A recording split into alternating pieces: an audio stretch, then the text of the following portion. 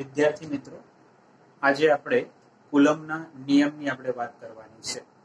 આપણે આગળ જોયું એમ કે દ્રવ્યના બે આંતરિક ગુણધર્મ, એક દળ અને બીજું વિદ્યુતભાર છે. દળને કારણે ગુરુત્વાકર્ષી બળ લાગે અને વિદ્યુતભારને કારણે વિદ્યુત બળ લાગે. આ વિદ્યુતભાર, એક બિંદુવત વિદ્યુતભાર એ બીજા વિદ્યુતભાર ઉપર બળ લગાડી શકે. આવું બળ એ કેવી રીતે લાગે, આનું મૂલ્ય કેટલું હોઈ શકે અને કોના પર આધાર રાખે, એના વિશેની સૌ પ્રથમ માહિતી ચાર્લ્સ કુલમ્બ નામના વૈજ્ઞાનિકે આપેલી, અને જેને આપણે સ્થિર વિદ્યુત શાસ્ત્ર માટે કુલમ્બનો નિયમ પણ કહેવાય. તો આપણે સ્થિર વિદ્યુત શાસ્ત્ર માટે એટલે કે વિદ્યુત બળની ગણતરી કેવી રીતે કરી શકાય, તો એ કુલમ્બ નામના વૈજ્ઞાનિકે આ વિદ્યુત બળનું સૂત્ર મેળવ્યું, જેને આપણે કુલમ્બનો નિયમ કહે છે. તો આ જે નિયમ એ માત્ર બિંદુવત અને સ્થિર વિદ્યુત ભાર માટે લાગુ પાડી શકાય. બરાબર. તો બિંદુવત વિદ્યુત ભાર પહેલા કોને કહેવાય, એના વિશે આપણે માહિતી મેળવીએ. તો પહેલો કન્સેપ્ટ આપણે અહીંયા સમજવાનો છે કે ભાઈ બિંદુવત વિદ્યુત ભાર એટલે શું. કારણ કે આ નિયમ છે ને એ માત્ર બિંદુવત અને સ્થિર વિદ્યુત ભાર માટે લાગુ પાડી શકાય. તો બિંદુવત વિદ્યુત ભાર કોને કહેવાય, તો કે વિદ્યુત ભારિત પદાર્થોના રેખીય પરિમાણ એટલે એનું ડાયમેન્શન, વિદ્યુત ભારિત પદાર્થોનું રેખીય પરિમાણ એ બે વિદ્યુત ભારો વચ્ચેના અંતરની સરખામણીમાં અવગણ્ય હોય તો તેવા વિદ્યુત ભારને બિંદુવત વિદ્યુત ભાર કહેવાય, પોઈન્ટ ચાર્જ કહેવામાં આવે. એટલે એનું પરિમાણ અંતરની સરખામણીમાં બહુ નાનું હોય, અંતર એ કિલોમીટરના ક્રમનું હોય ને પરિમાણ મિલીમીટરના ક્રમનું હોય તો એને આપણે પોઈન્ટ ચાર્જ કહી શકાય, બિંદુવત વિદ્યુત ભાર કહી શકાય. તો આનો કન્સેપ્ટ અથવા આની વ્યાખ્યા એવું લખી શકાય, બિંદુવત વિદ્યુત ભાર વિદ્યુત ભારિત પદાર્થ પરનો રેખીય પરિમાણ, વિદ્યુત ભારિત પદાર્થનું રેખીય પરિમાણ તેમના અંતરની સરખામણીમાં અવગણ્ય હોય તો તેને બિંદુવત વિદ્યુત ભાર કહેવાય. એટલે તેવા પદાર્થો પરનો વિદ્યુત ભાર એને આપણે પોઈન્ટ ચાર્જ કહેવાય, બિંદુવત વિદ્યુત ભાર કહેવાય. બરાબર. હવે કુલમ્બ નામના વૈજ્ઞાનિકે આ જે નિયમ, કુલમ્બનો નિયમ એ અલગ અલગ વિદ્યુત ભારો વચ્ચે કેવી રીતે બળ લાગે છે એના પ્રાયોગિક પરિણામ ઉપરથી એને નિયમ રજૂ કર્યો. તો નિયમ આવો હતો, બે બિંદુવત સ્થિર વિદ્યુત ભારો વચ્ચે,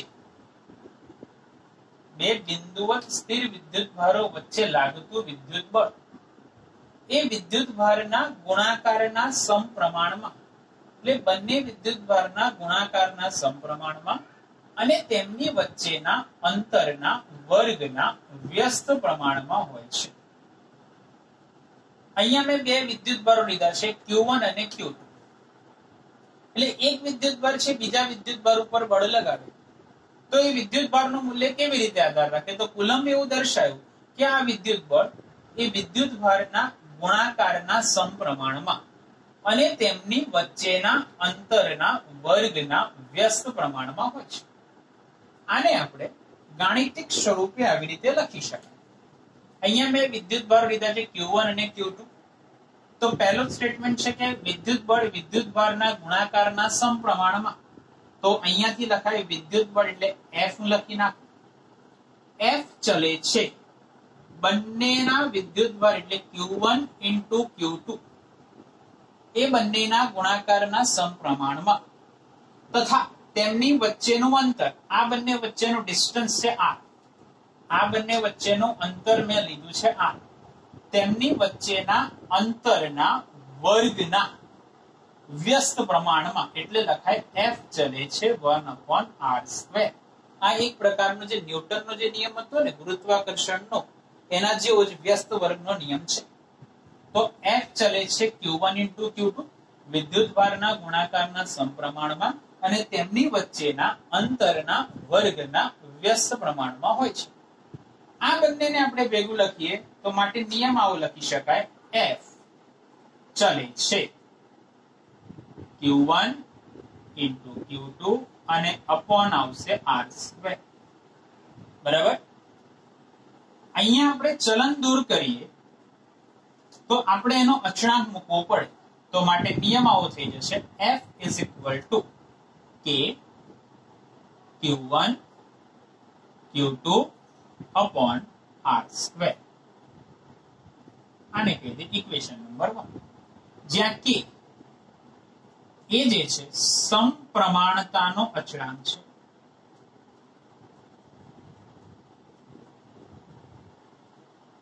K છે સમપ્રમાણતાનો અચળાંક. K નું મૂલ્ય આપણે માધ્યમના પ્રકાર ઉપર આધારિત છે. વિદ્યુતભારો ક્યાં મૂકેલા છે? શૂન્ય અવકાશમાં છે કે ક્યાંક કોઈક માધ્યમમાં મૂકેલા, તેની વચ્ચે કઈક માધ્યમ છે, એના ઉપર એનું મૂલ્ય આધારિત છે, પણ એક અચળાંક છે. બરાબર.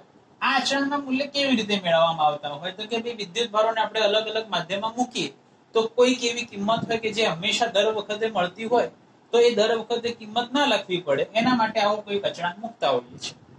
તો નિયમ આવો છે, બે બિંદુઓ સ્થિર વિદ્યુતભારો વચ્ચે લાગતું વિદ્યુતબળ એ વિદ્યુતભારના ગુણાકારના સમપ્રમાણમાં અને તેમની વચ્ચેના અંતરના વર્ગના વ્યસ્ત પ્રમાણમાં હોય છે. એટલે F ચલે છે Q1 Q2 અને F ચલે છે 1/r². માટે ભેગા કરે F ચલે છે Q1 Q2/r². અહીંયા ચલન દૂર કર્યું એટલે K ની કિંમત મૂકી. આ K નું મૂલ્ય આપણને એટલું મળે છે 8.98 ગુણ્યા 10⁹.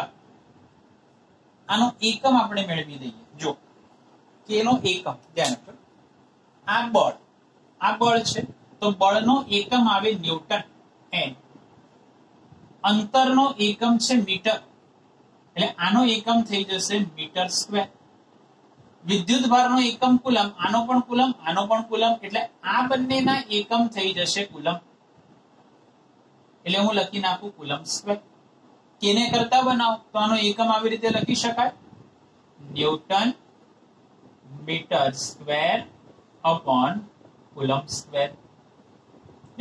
કેને કરતા બનાવો તો newton into metre square upon coulomb square. એટલે આનું મૂલ્ય 8.98 મળે છે.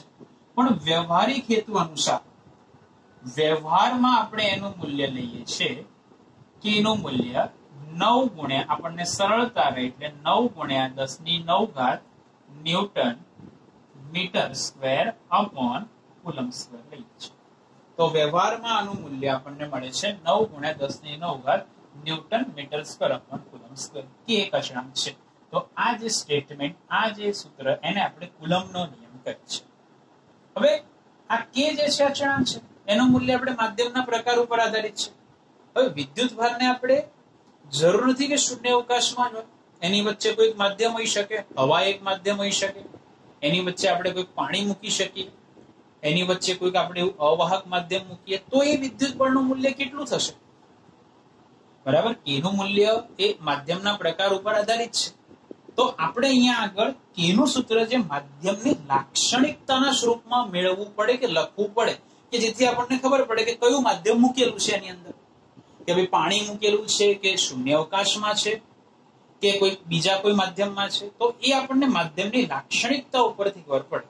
તો માધ્યમની લાક્ષણિકતાના સ્વરૂપમાં આપણે સૂત્ર લાવવા માટે અહીંયા આગળ કે ની કિંમત કે બરાબર આપણે મૂકીએ છીએ અહીંયા આગળ 1/4πε0. આને કહેવાય ε0.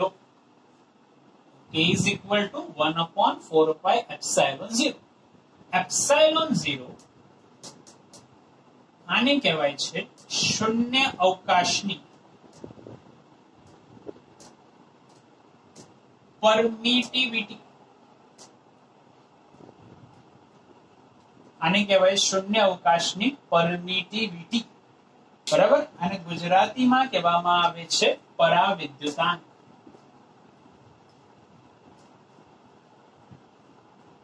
આને કહેવાય છે પરાવિદ્યુતાંક એટલે પરમિટિવિટી, એટલે શૂન્ય અવકાશની પરમિટિવિટી. એટલે જો શૂન્ય અવકાશ આ વિદ્યુતભારો હોય તો કે ની જગ્યાએ આપણે મૂકવા પડે 1/4πε0. એટલે શૂન્ય અવકાશ માટેની કિંમત ફિક્સ હોય, પણ જો માધ્યમ બદલાય તો આની કિંમત બદલાઈ જાય.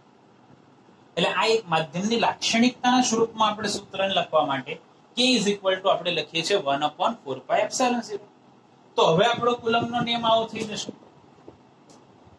F is equal to 1/4πε0 epsilon 0 Q1 Q2 upon R square.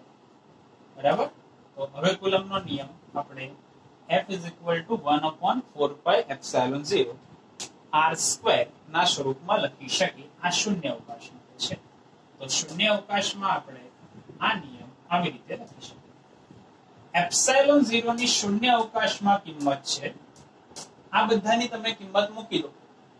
પાઈ ની જગ્યાએ 3.4 અને એપ્સિલોન 0 ની કિંમત 9 × 10⁹ મૂકો તો અહીંયા આગળ એપ્સિલોન 0 ની કિંમત આપણને શૂન્ય અવકાશમાં મળશે 8.85 × 10⁻12.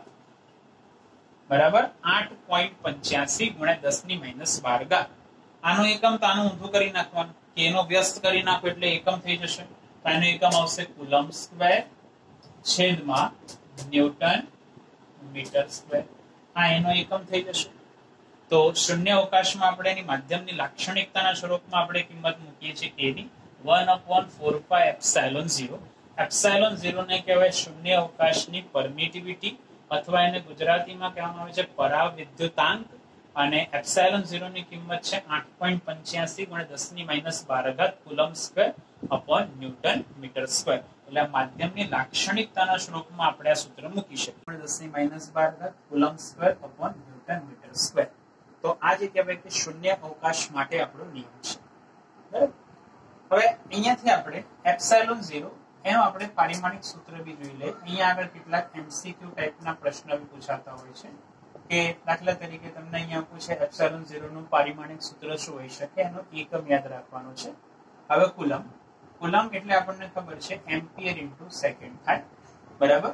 એમ્પિયર ઇન્ટુ સેકન્ડ એટલે એનું પારિમાણિક સૂત્ર આવે m0 L0 T1 A1. બરાબર. ન્યૂટન નું પારિમાણિક સૂત્ર આપણને ખબર જ છે m1 L1 અને T-2 અને મીટર સ્ક્વેર હોય તો L2. આની કિંમત તમે આ મૂકો એટલે એપ્સિલોન 0 નું પારિમાણિક સૂત્ર આપણને આવું મળી જશે m0 L0 આનો વર્ગ કરવાનો છે T1 A1 આનો વર્ગ, અને અહીંયાથી આવશે ન્યૂટન m1 L1 T-2 અને મીટર સ્ક્વેર એટલે L2. બરાબર. સાદુરૂપ આપવાનું, તો સાદુરૂપ આપતા આપણને આવું મળશે m-1. હવે જો અહીંયા L 2 ને 1 3 ઉપર જશે એટલે -3. બરાબર. L -3. અહીંયા T2 અને આ 2 ઉપર આવશે, આ બે વર્ગ અહીંયા પણ 2 અને આ 2 ઉપર આવશે એટલે T4 અને આ જે 2 અહીંયા ગુણાશે એટલે A2. તો એપ્સિલોન 0 નું પારિમાણિક સૂત્ર આવું થઈ જશે m-1 L-3 T4 A2. આને તમે કુલમ સ્ક્વેર હોય, જો કુલમ સ્ક્વેર ને આપણે આવી રીતે બી લખી શકીએ. ઘણી અંદર સૂત્રમાં આવું કુલમ સ્ક્વેર એટલે એની જગ્યાએ તમે લખી શકો Q એટલે Q2, એટલે ખાલી Q2 ના સ્વરૂપમાં લખવું હોય સૂત્ર તો આવું થઈ જશે. એપ્સિલોન 0 નું આ તો પારિમાણિક સૂત્ર છે જ, પણ તમારે કુલમ સ્ક્વેર આવે એટલે Q2 લખી નાખવાનું. તો આનું તમે સાદુરૂપ આપશો તો આવું બની જશે m-1 અહીંયા આવશે L-3. બરાબર. અને કુલમ સ્ક્વેર એટલે અહીંયા થઈ જશે T2 અને અહીંયા થઈ જશે આપણું Q2. એટલે આ જે છે કુલમ સ્ક્વેર ના સ્વરૂપમાં છે. એટલે તમે કુલમ સ્ક્વેર ની જગ્યાએ Q એનો સિમ્બોલ છે Q એટલે Q ના સ્વરૂપમાં પણ લખી શકાય. એટલે એમ્પિયર ઇન્ટુ સેકન્ડ સ્ક્વેર એની જગ્યાએ તમે Q2 મૂકી દો એટલે Q2 ના સ્વરૂપમાં સૂત્ર બનશે m-1 L-3 T2 અને Q2. ક્લિયર. એટલે m-1 L-3 T2 Q2 આ Q2 ના સ્વરૂપમાં છે. તો આવો એમસીક્યુ ઘણી વખત પૂછાતો હોય છે. એપ્સિલોન 0 નો એકમ શું હોઈ શકે, એનું પારિમાણિક સૂત્ર કયું હોઈ શકે. એમ્પિયર ના સ્વરૂપમાં પણ છે અને આ કુલમ ના સ્વરૂપમાં પણ છે. એમ્પિયરમાં m-1 L-3 T4 A2 અને કુલમમાં m-1 L-3 T2 અને Q2 છે.